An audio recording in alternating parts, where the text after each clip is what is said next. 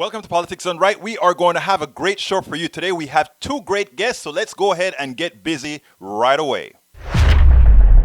Welcome to one more segment of Politics Done Right. I have the one and only claim to fame of the Democratic Party, Niko House. Niko, tell me why I'm so wrong for saying that.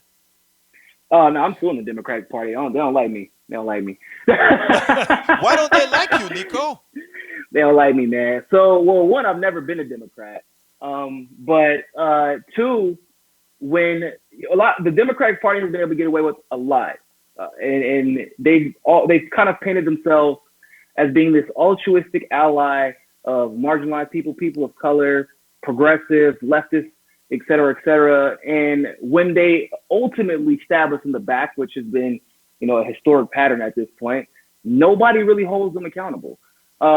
Well, I don't know about you. Am I allowed to? Can I cuss on this show? You can say whatever you want to say. This is Politics Done Right.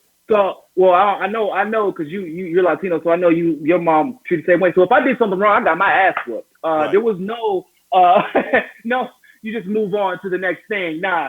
So whenever I was president of Carolina Students for Bernie Sanders at UNC, and I was president of North Carolina Colleges for Bernie Sanders in 2016, and I was also the acting state director for the Bernie Sanders campaign in 2016. Saw a lot of things that went wrong, but long story short, it equated to rigging. And so myself and a ragtag team of expert attorneys decided we're going to hold the Democratic Party accountable in a legitimate way, and not because of the whole sore loser thing, because that's a thing where people lose and then they want to sue because they lost. No, we actually started our lawsuit in the middle of the Democratic primary in 2016.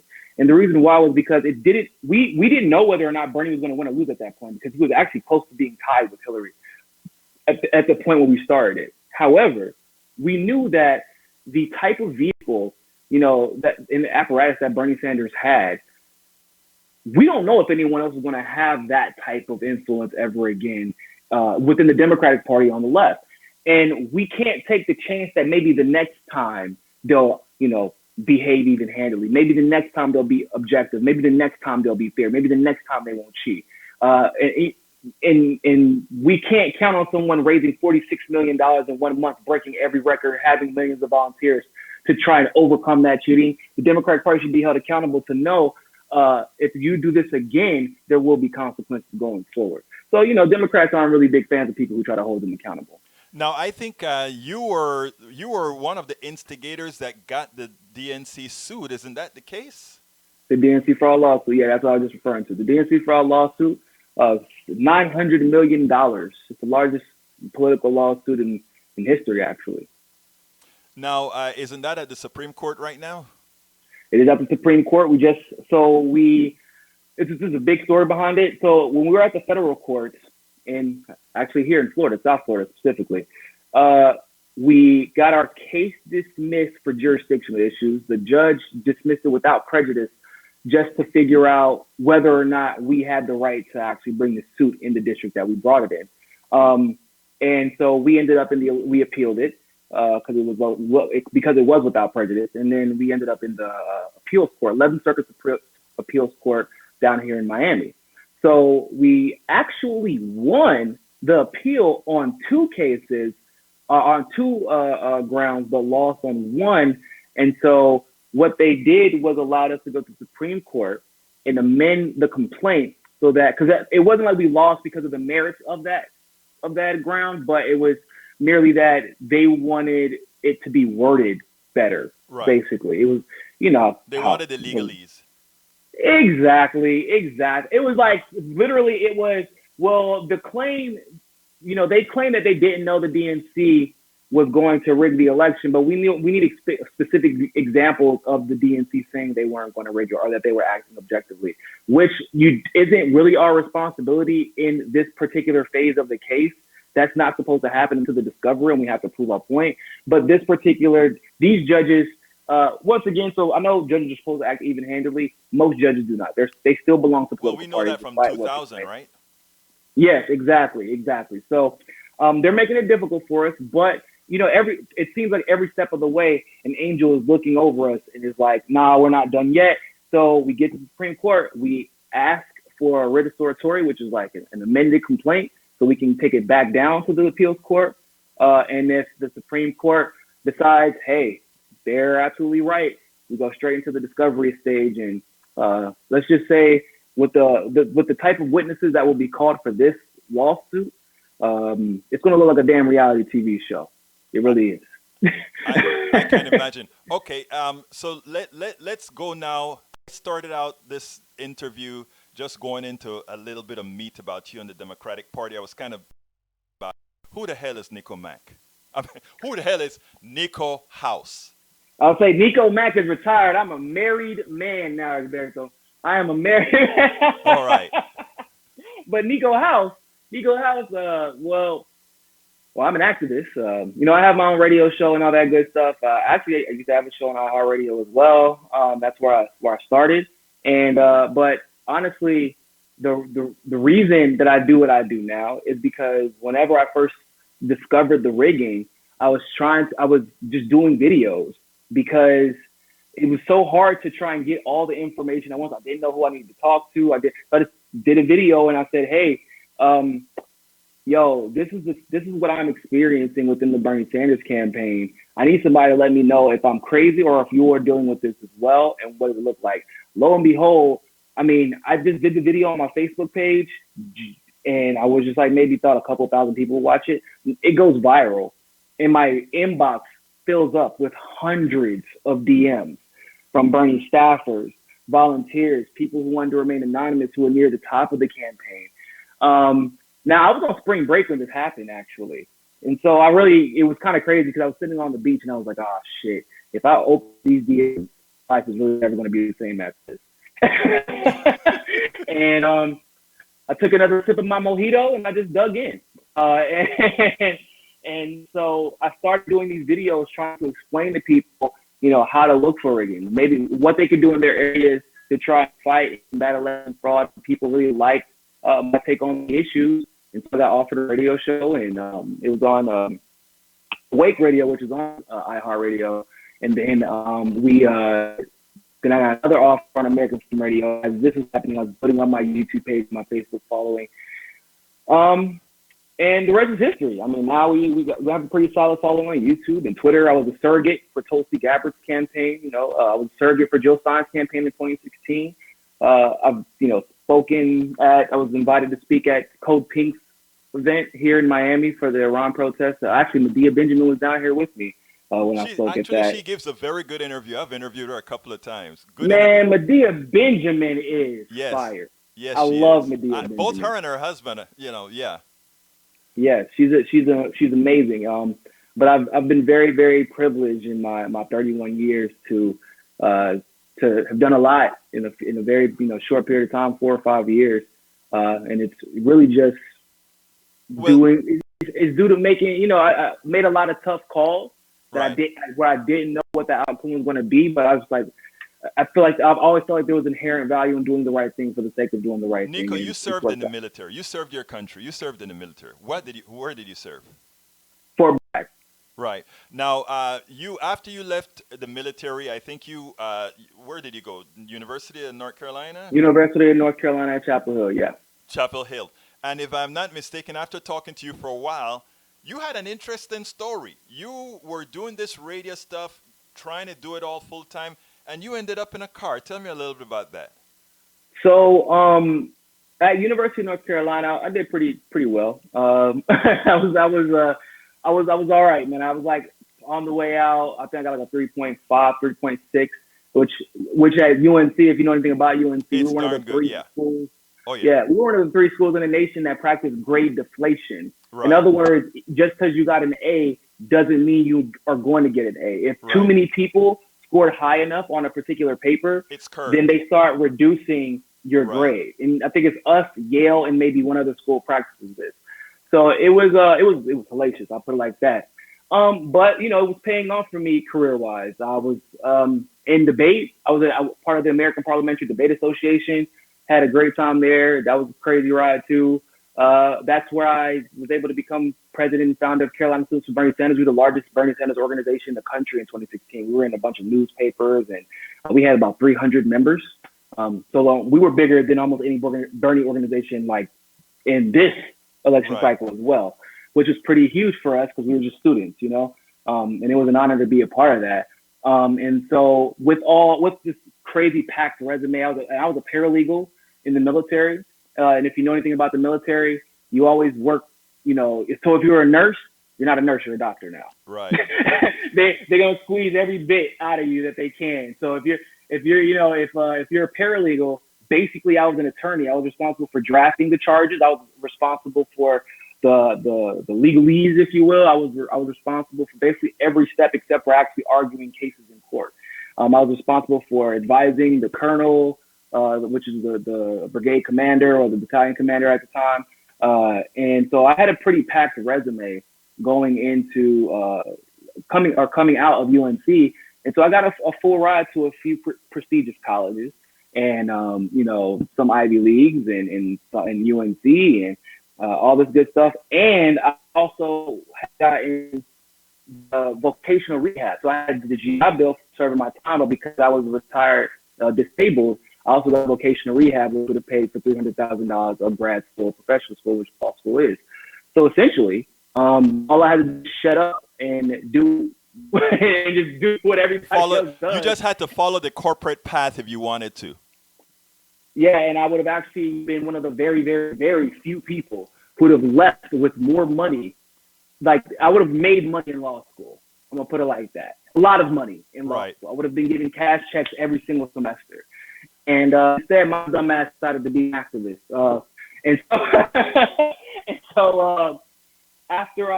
This is in the middle of the DNC for All lawsuit coming together, by the way. And I'm like researching this, traveling the country, getting evidence together. I led an investigative team. I was working for a PAC called Jam PAC that was dedicated to exposing election fraud and election integrity issues and bolstering progressive candidates. They helped me put together an investigative team where we were able to find links to people within Bernie's campaign who were taking money from pro-Hillary Clinton super PACs like Priorities USA, Hillary for America, etc. And they were then a week later hired to Bernie Sanders' campaign. And then those also were the names of people that we were getting back that were, you know, behaving a little bit suspiciously. And so we were able to expose a lot. Now, I don't know if y'all know this, but being in the business of truth-telling and activism is not a very lucrative career. And so even though when I lived in New York before I moved to Miami because I was doing this, essentially. But I saved up enough money that I can move to Miami and work with Jared Beck and Elizabeth Lee Beck on the DNC for All lawsuit and be here to not just help with the legal side, but also to help spread the message, because obviously I have this platform as well. And I get down here, and the first day I walked down here. Now, mind you, I didn't save up that much money. I saved up a bunch of money in college. I spent that in New York, saved up some more money in New York, came down here. First day I get down here, I was walking on South Beach by myself, and I was thrown to the ground and arrested for not having a Florida state ID on me, even though I had a military ID on me. I was also called the scum of the earth. In case you were wondering, yes, the cop was racist as hell. The case obviously got dismissed, but before you get to the point of a case ever being dismissed, my car gets towed, right? This is all my stuff is in this car because I just moved down. I was staying in the Airbnb that night anyway. And so all my stuff my car gets towed. I have to pay for my own bail. I have to pay like $400 or $500 car out of towing because this is on fucking South Beach. I don't know if y'all know about South Beach, but they are about their money. They're about their money and they're going to get it. So even though I wasn't completely and totally broke, unfortunately, I ended up having to, I couldn't afford to get an apartment because that was my deposit. That was my deposit in my first month's rent. And I literally I had a scheduled appointment to go see an apartment like the next day or two days later. So I know it doesn't sound like a lot, but when you still have to live your life here. I still have to eat. I still have to put gas in my car. I still have to do all the daily routine, and I still have to work. And I have to do my show. And so I had to basically I lived in my car for 2.5 months. I did Uber and Uber Eats and things like that. My wife, who is my wife now, girlfriend at the time, actually came down and stayed in my car with me. And she worked, and we would maybe get an Airbnb every week or so. And but I still did my show every Friday out of my car. And luckily I was able to. I got a job at that time, a full-time job, and I finally was able to get an apartment. But then I started doing this a little bit more often, and eventually I was able to transition to doing it full-time. But it was a rough patch. It was a rough patch, keeping up the lawsuit, doing interviews, and because the DMV fraud lawsuit was in full swing on top of this while I was homeless. Let me tell you the reason I wanted you to tell that story. Because there are a lot of us who have given up quite a bit for activism, and it doesn't matter what type of activism you're in, it is actually about changing, making the system better for us all. And a lot of people don't get it. Yeah. And knowing what I know about you and what you've given up, I don't care what the hell your politics is, although our politics is pretty damn symmetrical. The truth of the matter is that there are a lot of people out there that are doing this now. A lot of people, we need a lot more, but there are a lot of people out there doing this. But I think it is important for people to understand the sacrifices that professionals make to make this a better world for all these professionals that many times turn out to be our opponents. Yeah. You follow what I mean by that? In other words, you're a prospective lawyer. I'm a business owner, engineer, all of that. We decided that we saw something wrong in this country that needed changing. And we put our skin in the game. And a lot of folks don't understand that, including some of them that put the nose up. Yeah, well, I would say most people really don't understand that capitalism has its way of chaining you to a lifestyle. Repeat that. That is important. The words that you use there are important. Say that again, my friend. This capitalism has a way of chaining you to a lifestyle, and it chains you to security and change you to stability. And when you obviously I'm Black. Everybody, surprise. My mother is Black, and so it's hard telling your mom, who my mom went through a lot with me, right? I was smart in school, but because of the neighborhood that I grew up in, I was held back in 7th grade because I fought a lot because it was like a necessity, and I was suspended from school. I was held back because I missed so many days from potty. And so I got kicked out of my AG program. First time I had ever seen my mom cry. We've been through a lot at that point. I was 13 years old, 12, 13 years old. And that was the first time I had ever seen my mother cry because she felt responsible for it. Well, yeah, you're in the gifted program and you get kicked out as a Black kid. Exactly. And it's like, this is a big deal. And I was like the only person from my neighborhood that was in the gifted program to begin with. And so my mom felt responsible for it. And so I was still kind of on a rough patch in 8th grade. The rest of the next year in 7th grade, I got together, but I was still on a rough patch. And then like by my 9th grade year, I got it together because I just didn't want to see my mother suffer. But that was like, you have to bring stability to this family because I just didn't know if anyone else could. That was my number one goal.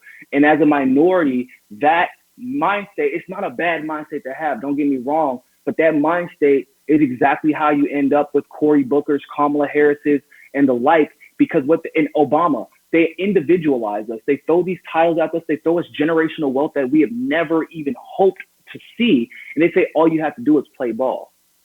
And then they turn you against your own, and then you end up with that crab in the bucket mentality. And telling my mother that I know I've been working very hard for this. I know I had stability up until this point. I know I had like white people credit up until this point. And I had whatever I wanted, and everything I was working towards was this moment. But I have to do this because I want other people to have the opportunity to share this moment as well. That may not be a time, may not be lucky, may not have the positive influence that I have. I don't want them to have to go to the military and take a bullet to get free education. That's absurd.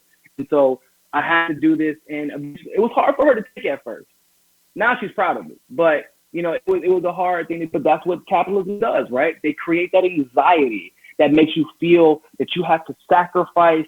They don't matter. Worry about you, your family. As long as you're good, then it's fine. but you can't have that mentality because no other country in the world has that I mentality. To be love honest. what you know, and that is the thing that I've been trying to get over. That's magic, right? That's magic because I have mine. Mm-hmm. Because I have mine. And that is what we have to get over. Because the truth of the matter is, if especially minorities, whether you be black, Latino, Caribbean, or whatever, if you will never, in the way this society works, you will never have yours. You are just the example to allow yourself to look down at the others and say, if he can make it, you can too. But I'm really, I don't know if you know who Ta-Nehisi Coates is. I don't think Ta-Nehisi I'm Coates. familiar. Ta-Nehisi Coates, the writer from New York, talking about redlining and Oh, Coates, yes. Ta-Nehisi Oh, yeah, I Coates. read Coates. Oh man, his book is So man. you read it too. I said his Yeah, I name had to read wrong. it in It's college. Ta-Nehisi Coates, yeah. Yeah, I read. Okay, Talked about redlining and exactly. racism in the school board and all Right. that. Yeah, And you yeah. see, the truth of the matter is, guys like you and me, right? We are Hmm. supposed to be that example that, hey, if they can make it, if they can do it, why are you people out there in the ghetto not doing it? When it is, The model is it the model minority? there you go. You Yeah. understand it? So I mean, you have to get the concept right. And a lot of people look at let's say look at you or whatever, and it's like, I am a Democrat. You are not a Democrat. I am trying to I'm change from independent. within. You are trying to change from without. Okay, fine. And let me tell you this. I was a Bernie delegate in Philly Oh, because you were in Philly? hell yeah. I was there. I was speaking. Well, what happened is this. I went to Philly as a delegate, not as politics done right. Do you know Jeff Day? No, where is he from? Here in He Houston? was he's from Delaware, but he was a very popular delegate because he was filming everything as it was happening. I don't know how he was able to do it. So he was filming everything as it happened, and he went like viral, exposing how they were turning off the lights and using the sound suppressors or whatever. And It yeah, was but that's my friend. But it yeah, was it was crazy, crazy. but out there, I did get quite a bit of video, but I was actually in the house, so I was a Texas delegate, So Hmm. I'm a Bernie supporter as well, and all that good stuff. I did exactly what Bernie did, to put it bluntly, right? That is, you try Hmm. to do it. You try to make these changes from within the party. I know right now you ought to be upset. He went ahead and endorsed Biden. Yes, I never asked you that. What you thought about him endorsing Biden yesterday? I can't really act like I'm surprised. So the truth of the matter is the fact that he would not acknowledge the fact that Biden's a segregationist, like Yeah. segregationist, in my opinion, is a step above racist. There are racists everywhere in this world, whether or not they want to admit it. There's different levels to racism, right?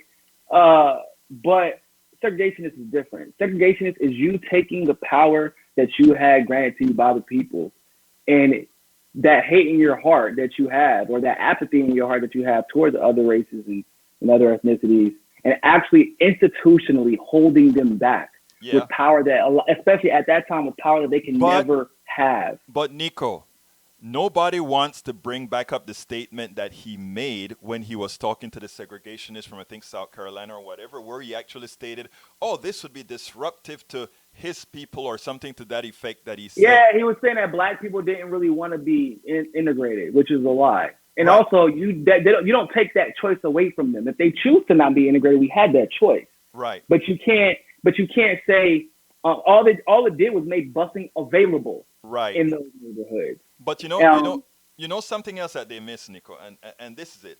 Well, black people in South Carolina are patriarchal, right? In other words, their yeah. patriarch says, "Oh, I'm voting for Biden," and they went ahead and they Oh, actually, they're matriarchal. I know it sounds silly, but explain. so they're matriarchal in the sense that the black mother, especially the grandmother, Right. kind of runs things, and all the decisions made when it comes to like the way the family should operate, like that's the mother's I am decision. going The to have to be. black I'm father, with you. Actually, I am. yeah, You know what, Nico? You're right. The guy comes and he says, "I support." What's his name? Is the institution? The guy who said, "I'm voting for him." What's the name of the congressman? You know who I mean. Oh my goodness. You Wow, know, I cannot remember his hey, name you're now. younger than I am, buddy. Wow, I just said his name like yesterday too You during are my younger show. than I am. You can't be forgetting this stuff, brother. Any, Wow, it's really about to bother me. you know how, Oh my goodness. but you know what I mean. When he Yeah. came out and supported him, the mothers then said, if he supports him, everybody, you guys must do this. Yes. I think I Yes. accept that because it was the ladies when you watch all these interviews, it was these old ladies that started out bringing the thing up. Clyburn. Clyburn. Clyburn, That's his yeah, name. Clyburn, you got it, you got it. Okay, so anyhow, so I'm going to take that patriarchal, but you're actually right. It is matriarchal. You're right. Anyhow, And that's why the Democratic Party, by the way, they go out of their way to say that, oh, the black women are the face of the Democratic Party, but they the have no backbone of the power. Democratic Party. But they have no power. But it also shows once again that, like, realistically speaking, black men especially have no power in the Democratic Party. The only black man who has power in the Democratic Party is Obama, and even his power, which people don't really understand, is limited. His influence was limited, and his administration was not his. Like, I know people want to believe that his administration was not his. Citigroup picked his administration. The rest of the administration was picked by Hillary. Okay, and every decision made foreign policy wise, and a lot of decisions made when it came to the domestic policy and economics, was to prop up and pay off Hillary Clinton's people that she had connected through the Clinton Foundation. Here's the So, interesting thing what? of what you're saying. Here's the interesting thing because I didn't quite say it that way. I have a very good friend, close friend, and he was upset with me yesterday because he said, I am I'm going to upset you right now. I am voting for Biden because Okay. you understand what come on, get Yeah, I pissed. know. It's okay. It's okay. It's okay. But my reason, you're young and we need you out there doing what you do. Okay. I'm not going to argue Hmm. about what you do, but you also need me doing what I do. Oh And yeah, of course. you know, Well, so I'm a fan of a multi-pronged approach to changing exactly, the parties, because I don't exactly. know if you know, there's a problem in the Green Party right now where they're trying to do the same thing to I heard your Dario Hunter. commentary on that. I was surprised to hear you say that. I'm telling you, it's as long as humans are in charge of these parties. I mean, are we really surprised? Oh man, we have an election where 3 old white men are the decision makers again. That's who we have to vote. Come on, man, it's not a coincidence. In an age where this was the same election year where they touted the diversity. Oh, we have so many women of color running. Oh, we care now about marginalized, because that's the whole reason they throw right. You can't vote for Trump because somehow Joe Biden is just all of a sudden not a racist anymore. I guess that's what we're Well, told. And I'm like, we got 3 white men again. but here's the thing that upsets me. Okay, here's what upsets me. They got all the wrong reasons why Obama picked Biden. Obama picked Biden because Biden was who Biden was. In other words, when I knew Obama was going to win, What was Obama that? there was a canvasser in Pittsburgh. I think it was Pittsburgh, Pennsylvania, and he went to the door and he said, he asked the woman who answered the door who she's going to vote for. And the woman turns around to her husband, and I don't know why she thought she had to do that, but she turned to her husband and say, "Honey, who are we voting for?" And the husband shouts out, "Honey, we're voting for the nigger." Oh, what? That's when I knew Look, Obama was going to win. Tell damn, me why. that's crazy. The reason I knew Obama was going to win then is when somebody's prejudice overcomes their vote, or their vote overcomes their It becomes a prejudice. prejudice. It tells you something. That's when I knew he was going to win. I knew there Yeah. was going to be an issue with Obama as soon as he won, and for all practical purposes, disbanded OFA. I don't know if you were Yeah. old enough about OFA. Did you know much about OFA? I don't know much about it. I do know Obama what for you're America saying. was Bernie's grassroots organization is very comparable with OFA. Oh yeah, man. Listen, one of my good friends Right, was a huge part of it. Like right. my friend Donovan Livingstone. You might have even seen one of his. He had like some super viral Harvard speech. Right. Black guy, but he was part of it. Yeah. And I'm telling you, OFA was big. OFA was on every campus. OFA had a They movement. were at UNC. And you know what happened, man? After he was elected, OFA was left alone. In other words, the backing that he would have had from OFA was left alone, and that was done on It was like our purpose. revolution. Well, our revolution is kind of a our revolution is what OFA was supposed to be Yeah, that's what I as mean. Yeah. as the backing of the president, okay? But it never hmm turned out to be. The only time they reinstituted OFA was in 2012 when the Of election course. came around again. Well, that's why they lost. That's why they lost the House, right? That's why they lost the Yes. Senate, because you stopped. And what was so crazy about Obama was that he didn't need the corporate donations. He was setting all the records that Bernie was setting. Hmm. He didn't. And I don't think at first that he realized he didn't need the corporate donations. Like, because I mean, let's be honest, right? Nobody expected a Barack Hussein Obama to be any Right. competition for a Clinton. No one. But you know what? What's funny that nobody ever really accounts for. That I tell people is it's the smartest thing that Obama, the smart strategy that Obama ever implemented. Obama never mentioned he was black one single damn time. Not one single time I never during the noticed that. entire campaign. I noticed it. I noticed never. it I because don't. Are you sure about that? I'm positive. And listen, this is why. So every time Hillary Clinton called herself a woman, I could not be sexist, but still feel marginalized by those statements. Hmm. Why? Because although I'm not sexist, it feels like your candidacy is only going to prop up women Hmm. who have your experience. Well, I don't have those experiences, and I don't necessarily have the problem with women. So why would I feel compelled to go out and vote and campaign for you? Especially campaign for you. Maybe I might vote for you, depending on what the other option is. Right. But the other option was Barack Obama, who wasn't playing identity politics. People forget. And he ran, I mean, damn, he ran the campaign a lot of people wish Bernie would have ran, as far as Right. his willingness to attack Hillary and call out everybody and actually call out the wars and he was pointing at people and saying, and I remember from the quote from Mike Gravel that it's so salient today, because you could see the transformation for Obama. It went from I believe that I could do this to, man, I have to protect my ego and my legacy at all costs. And he said on that debate stage, he said, you scare me the most. Mike Gravel said this to Obama. And he said, you know why? Because you really believe you can change this by yourself, and you can't.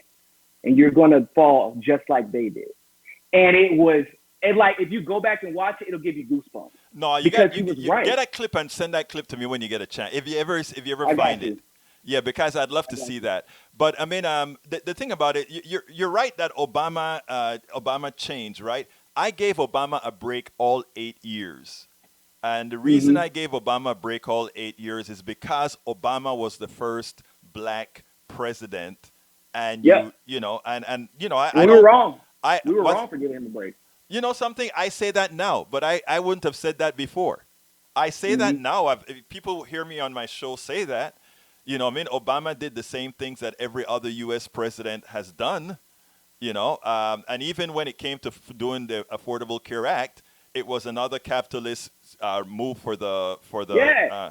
private It's crazy because insurance companies. But and he wanted something else, and he let him take it. He let them and that's take my it from him. point. That's my point.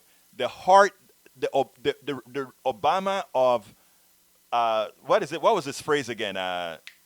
Change. Not The change, the other one. audacity of hope. The audacity of hope. Yeah, but he had another phrase: hope and change, hope and change, hope and Yeah, change. yeah. Hope and change was really real, and not only, and the people who followed hope and change was really real. But I always talk about the presidency and the president, and the presidency always ultimately changed the president. Yeah, And, you always move right. and Always. and the thing about it is, he didn't have to. I tell you something else, Nico. We are at that stage right now. This is where you ought to excel now.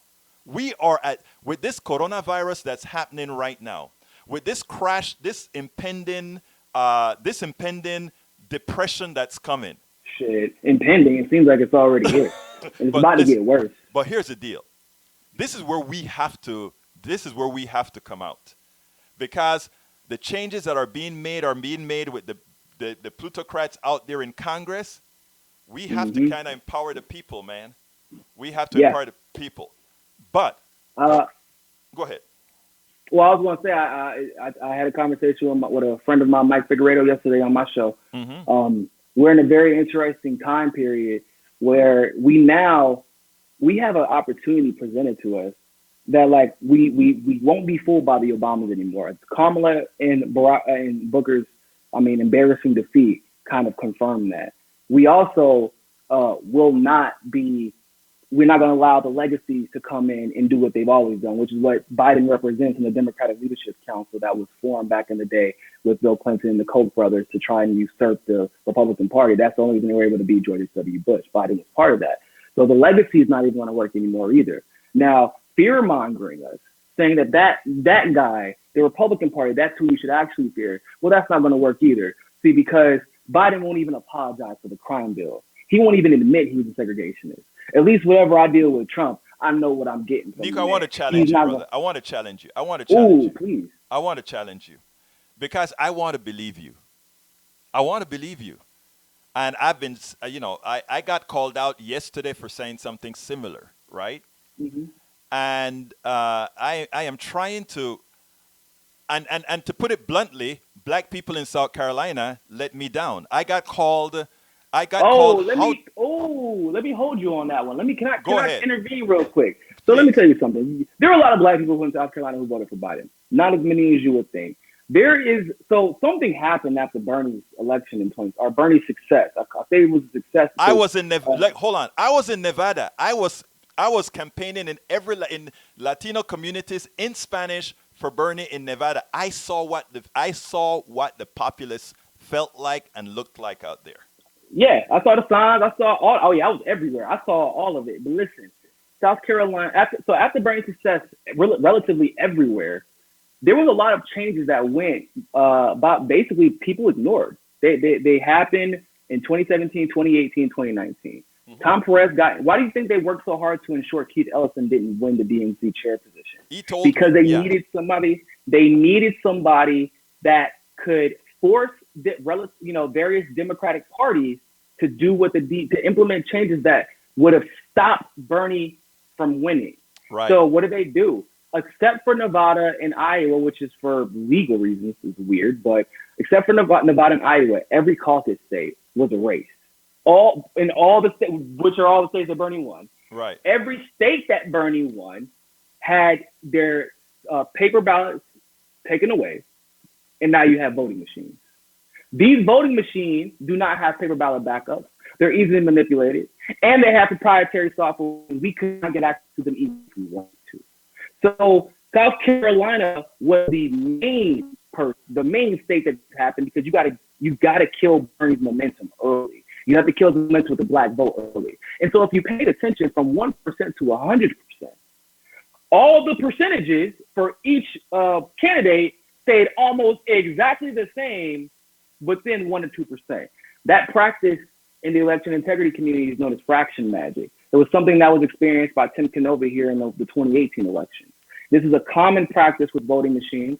It's basically that no matter how many votes are counted, the percentages that are allocated will be basically exactly the same. And that's what happened. The exit polling did not match at all. In some cases, the exit poll results were more than double the margin of error, while the Republican primaries at the local, state, and federal levels all had exactly matching exit polls across the board. And this isn't just in South Carolina.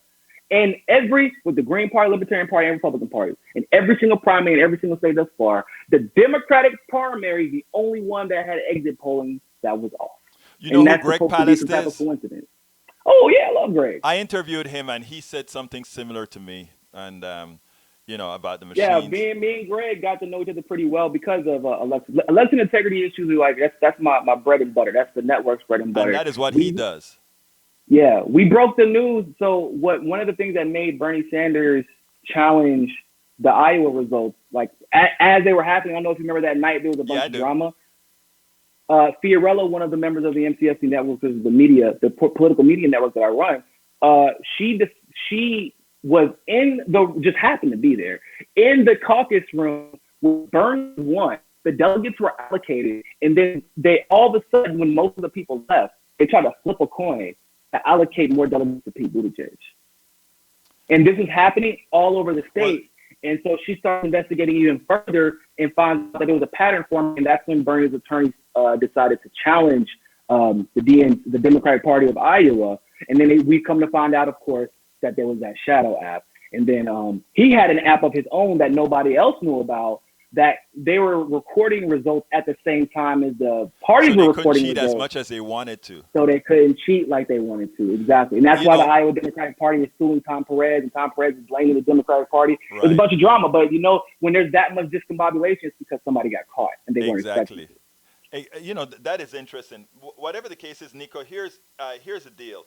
We got to get out of here. So what I'd like you to do is tell us a little bit about how people can get in touch with you. Give me your networks. Give me all of that before we close out here, because I want people to start checking you out. We need young people doing what you do, and we need young people supporting what you do, irrespective of what they think they believe now. So go ahead, please.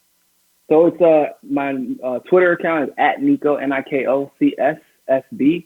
My YouTube page is just you Google Niko Niko House HOUSE, or I have it on the screen. Or go to MCSCNetwork, or you can follow me at Rockfin at rokfin.com/Niko. And I'm around. I'm on the radio sometimes. I'm on TV sometimes, and so you'll see me. Well, anyway, Niko, look, it was my pleasure to have you on Politics Done Right. I tell you something. I've been complaining a long time about young people getting involved of all stripes. And, when I found you and saw a couple of your videos, I'm like, I think I need to get in touch with this dude and get him on my show, and let's get busy and talk. Look, man, you keep up the good work. Stay in the fight. We need folks on both sides of the left working. Yeah. Can I say something really quick before we go? Absolutely. I agree with you. Young people do need to get involved, but that narrative that we're not already involved needs to be killed. It needs to be done, because I was in California at UCLA. You know what they did? The first place they attacked the UCLA, they removed most of the voting machines out of UCLA. Do you know why? Because there was a line of thousands of people, thousands of kids, 18, 19, 20, 21. Texas, in Austin, had the same issue. Same thing happened in Berkeley. Same thing happened in San Francisco. The reason why is because we're already activated. They're trying to suppress us because now millennials have become the dominant voter demographic. Yes, they I don't know are. if you know that. And that's why we are active. We are fighting, but they're trying to suppress our vote. They're trying, and what they do is they always try to attack us first. I don't know if you've seen the way they've been even trying to attack Bree Joy Gray on Twitter. Yes. Trying to they're denigrate giving her a hard time. Trying to call her a child. Look, Bree is 35 years old and is a very established journalist and has been for quite some time. But that's what they. Go ahead. And very smart. Very, very intelligent. Very, very intelligent. And they know that we're on the come up. They know we're on the rise, and they know we're coming to supplant them. And that's what they don't want to happen. So they have to push this narrative that, young people just don't get out to vote. No, y'all took our vote. Y'all literally tried to keep. So we don't get out to vote. So who was out there waiting for 4 or 5 hours? What's all those videos of kids out there waiting 4 or 5 hours, doing their homework on their laptops, trying to, no, we do participate. We are here. I am glad you corrected that. Because I'm glad you corrected that. In other words, you're saying voter suppression is not only race-based, it's also age-based, because they know what's going on. Because the older. Go ahead. Niko, that is why we have to have you out there, and that is why we have to have folks, independent media out there telling the truth. Yeah, point blank. Absolutely. My favorite, I'm 31 years old. I just turned 31. The people on my network, the oldest person on my network is 45 now, but everybody is generally below 32. I think I might be the second oldest. And they're just as intelligent, just as active. And by the way, for my network, there is a requirement that you cannot simply just be a commentator pontificating from behind the desk. You actually have to be an activist. You have to get out and not just talk to people, but be part of that change you seek. Because that's the only way. How can you possibly give advice to people about where we should go? If you're not in the field. If you're not in the field. Absolutely. Just like you can't be a sergeant. You can't be a sergeant without being in the field with your soldiers. It's the same thing in politics. And so that's the mindset that a lot of young people have right now. And I know you weren't trying to say that, but I just wanted to correct that in case you have any older, listeners who are under the impression that we're not working. Listen, when I started that damn lawsuit, I was 26 years old. when I sacrificed everything to start the DNC for All lawsuit. And whenever it gets popping, and it will get popping, I assure you that, when it does, we're going to look back and they're going to say, and this isn't just to pat myself on the back, but I just want to make the point that young people are out here fighting. When we look back, because it's probably going to be another 3 or 4 years before it's all said and done, they'll say, wow, who the hell started that? It was a senior at the University of North Carolina who was tired of the bullshit. When everyone else was saying, I was screaming, speak up, speak up. No, we just got to vote. We just got to vote. Voting is the last step. Voting is, don't tell me, well, who are you going to vote for then? No, because then I'm going to ask you, what have you done to prevent us from getting into the situation to begin with? And I can tell you for a fact, I know a lot of young people who have worked to prevent us from ever having the choices of just a Biden and a Trump or a Hillary and a Trump. We started working 3 years ago, and we're going to start that work again here. My brother millennial, don't forget the Gen Xers and the young baby boomers who've been on your side, all right? So don't forget when we get old, don't leave us behind. Absolutely. Niko House, founder of the MCSC Network, host of Casa Es Su Casa. Thank you, brother. Thank you, man. I'm Egberto Willies, host of Politics Done Right, an independent news program. I post several news videos of interest every day. I ask you so kindly to subscribe to my channel, and please leave me some comments. Thank you very much. Welcome to another segment of Politics Done Right. I'm here with our regular that hasn't been regular for the last several weeks because she's been on the campaign trail all throughout Georgia. That's what I'm going to say, Georgia. Tamara Shealey, U.S. Senate candidate for Georgia. How are you doing, my friend? I am absolutely wonderful, Egberto. And that's not the whole story. I'm in my last semester of law school, Egberto. And between the campaign trail, law school, and advocating for the industry, I have been in overload. Well, you know what? If there's one person who can do it, I know it's you. Remember I told you from the time I met you in Arizona that you are going places. So you're going places. Anyhow, let's become senator. But, before we get into anything, how has your hiatus from PDR been? It has been busy. Like I said, I'm in my last semester of law school. The campaign trail has taken off. I felt like someone took a cannon and literally like fired me into the world. And I have been running at lightning speed. The year started out with a bang. There are actually 21 candidates in my race, Egberto. 21. I don't know if that's a bad thing for you because I think you have your niche. And if you keep your niche, you win. Yeah, and that's exactly what I'm doing. I'm continuing to be me. There are 8 Democrats total. And I talk about things that most Democrats, like I talk about a Black agenda, I talk about reparations, I dive into the hardcore subjects. And now you, this one here is there a runoff afterwards between the top 2, right? Yeah, so here in Georgia, this is what we call a jungle primary. Right. The top 2 vote getters will actually square off in January of 2021. And it doesn't matter if it's a Democrat or a Republican. And it does not matter if it's a Democrat or a Republican. So there's a good possibility that we get a Democrat and a Republican running. And at that point in time, the Democratic Party, if you are the number 1 or number 2 on the ticket, they will be forced to support you. They will be forced to support an insurgent candidate. Isn't that right? That would be absolutely correct. Absolutely correct. But anyway, I think the stars are lined up that you can do it. I think you chose the right race to run in because, again, that jungle primary sort of equalizes a whole lot of things. Now, Tamara, I know we normally talk politics with you, but you've been running the Politics, Beauty, and Barber for a long time. Give us a 1-minute synopsis of that group, and we're going to talk about something that you just did afterwards. Yeah, so Politics, Beauty, and Barber is an advocacy organization where we address policy that affects the beauty and barber industry nationwide. We fight to strengthen our professional license. We fight to raise our standards. Our health and safety standards have been lowered because of the deregulation initiatives that have been happening against our industry. And we're just trying to keep people safe in our salons and barbershops. And now we have this COVID-19 and we're non-essential. but we have been trained, Egberto, in health and safety and sanitation and infection control. Beauty and barber professionals have been, I say to them, we've been prepared for such a time as this.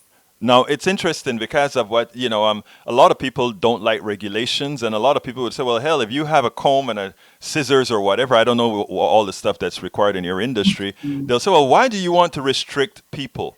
Because if other people fail, if other people infect others, that also messes with not only the people who are infected, but it also messes with your livelihood as well. So it is in the people's best interest to have regulations in this industry so that, again, not everybody can, everybody who wants to be a barber, everybody who wants to be a beautician, everybody who wants to do all these things, fine, go do it. Just make sure you're following the rules to keep everybody healthy so that you don't put a black mark on the industry. Did I get that about right? You absolutely got it right, Egberto. We want to keep people healthy and safe when they're in our care, and that's what we're all about. Well, you did something now. Again, you have this organization where you've united quite a bit of the industry together. I think you've actually did some. You actually went up to Congress in Washington D.C. You spoke in front of them, and I think you spoke in front of Congress in DC, in Georgia as well. Is that correct? I've done advocacy on both levels there in Washington and here in Georgia. Yeah. So I've been speaking boldly for a long time about raising our health and safety standards to keep professionals and clients. First of all, we're keeping our clients safe. We go from client to client. We have to make sure that our standards are in place, that nobody is injured in our care. And with this COVID-19, again, health and safety is on the forefront where it rightfully belongs. I always wanted to ask you a question before I put your thing on the screen. How does an IT person become a beautician, become a person doing now organizing these folks? I mean, is that discombobulated or something like that? Well, I fell in love with, no, it's not. I fell in love with the beauty and barber industry back in my 20s, fell in love with the industry, and then I started watching it politically. And then that's where I married the two, with its politics and its beauty. So And then the IT, how does that come in? Organizationally? The IT has been a blessing because I'm able to navigate the internet, and I like computers. Well, you build all your stuff yourself, don't you? I You build all do. them databases and stuff yourself, don't you? I So you do. save a lot All of my money. Yes, a lot. Yes. But anyhow, you did something special. You went ahead and did this. Tell me a little bit about it.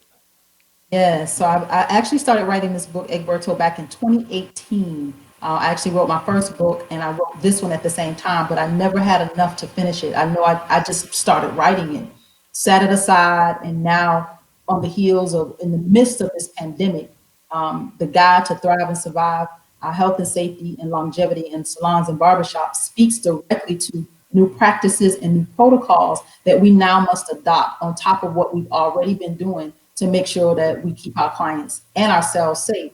I mean, we got to wear masks. You never seen your stylist or your nail tech. You've seen your nail tech because there's dust, and sometimes nail techs wear masks, but your stylist, your esthetician, your barber now, they need to be wearing masks, and you as a client need to be wearing masks. So we're talking about all the new practices and protocols that will keep us safe in this environment. So let me see if I understand the gist of that book.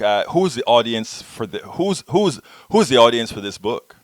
Professionals, beauty and barber professionals specifically. I am talking to the industry. There are specifics in the book about what we need to do moving forward when we get back to work. Now, should a regular person get the book so that they can know that whoever they're using as their barber or their stylist, that they're going through these protocols, that, a lot of people don't necessarily know that if I'm getting my hair cut, are they doing the right kind of sterilizations, or how does that work, or what are the practices that make sure that I'm not getting cross infections and that kind of stuff? Would a regular person get anything like that out of the book, or?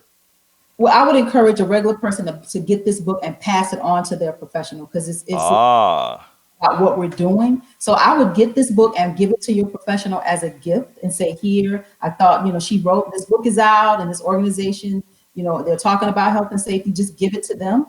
They know exactly what we're talking about.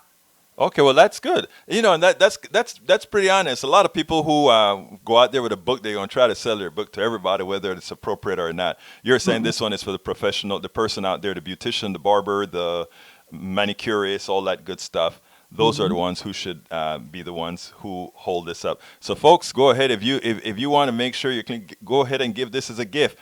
Anyhow, Tamara, before we go, let's go ahead and get busy with what's occurring with COVID. How are you handling it being home? How is your election? How are you going to be able to do your election remotely as it is right now? Well, I am. My family and I, we're fine. Taking it slowly. Every day we're just, every day we're staying busy and, so we're fine. As far as the election goes, I think I've been prepared for this too, Egberto, because digitally, I Yeah, navigate I know. really well. Yeah, I've been following you for years. Anybody who looks at your campaign, it looks quite a bit more organized than some of the guys who are spending a whole lot of money with third parties and that sort of stuff. So But I you know what think, that is, Egberto? That's because it's sincere. And right. the way we do our navigating of the internet, and you're the same with this broadcast. It comes from a very sincere place, and people know it's off.